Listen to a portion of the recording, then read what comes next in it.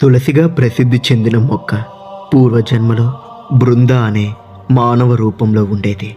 ఈ కథ దైవత్వం మరియు భక్తికి సంబంధించిన లోతైన సంబంధాన్ని, అలాగే శాపాలు మరియు వరాల వెనుక దాగి ఉన్న విశ్వ నియమాన్ని వివరిస్తుంది.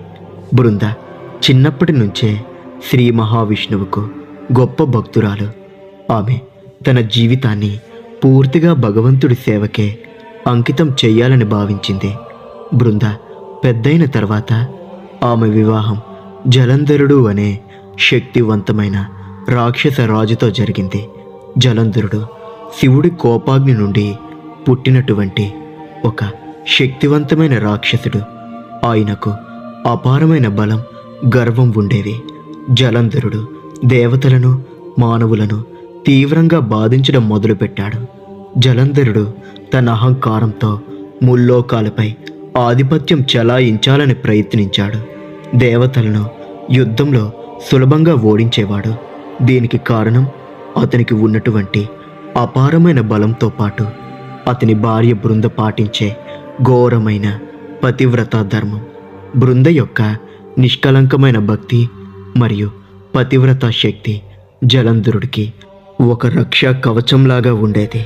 ఆ శక్తి ఉన్నంత వరకు ఏ దేవత కూడా, సాక్షాత్తు శివుడు కూడా జలంధరుని ఓడించలేకపోయారు. జలంధరుడు తన అజేయత్వం వల్ల గర్విష్ఠిగా మారి స్వర్గాన్ని ఆక్రమించి దేవతలను బాధించడం పరాకాష్ఠకు చేరుకుంది. దేవతలు, ఋషులు ఈ పరిస్థితిని చూసి చాలా బాధపడి చివరకు విష్ణుమూర్తిని వేడుకున్నారు. ప్రపంచంలో ధర్మాన్ని నిలపడానికి మరియు జలంధరుడి అరాచకాలను అంతం చేయడానికి విష్ణుమూర్తి ఒక కఠినమైన నిర్ణయం తీసుకోవలసి వచ్చింది. జలంధరుడిని ఓడించడానికి ముందుగా అతని భార్య బృంద పతివ్రత ధర్మాన్ని భంగం చేయాలి.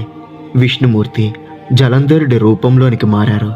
ఆ సమయంలో జలంధరుడు దేవతలతో యుద్ధంలో నిమగ్నమై ఉన్నాడు. విష్ణువు ఆ రూపంలో బృంద వద్దకు వెళ్ళగా బృంద ఆయన్ని తన భర్తగానే భావించి గౌరవించింది. ఆ విధంగా బృంద యొక్క నిష్కలంకమైన పతివ్రత ధర్మం తాత్కాలికంగా భంగమైంది. బృంద యొక్క పతివ్రత ధర్మం కోల్పోయిన మరుక్షణమే జలంధరుడు యుద్ధంలో శివుడి చేతిలో హతమయ్యాడు. జలంధరుడి మరణ వార్త విన్న బృందాకు తన వద్దకు వచ్చినటువంటి ఆ వ్యక్తి తన భర్త కాదని, సాక్షాత్తు శ్రీ మహావిష్ణువు అని తెలిసి ఆమె గుండె ఒక్కసారిగా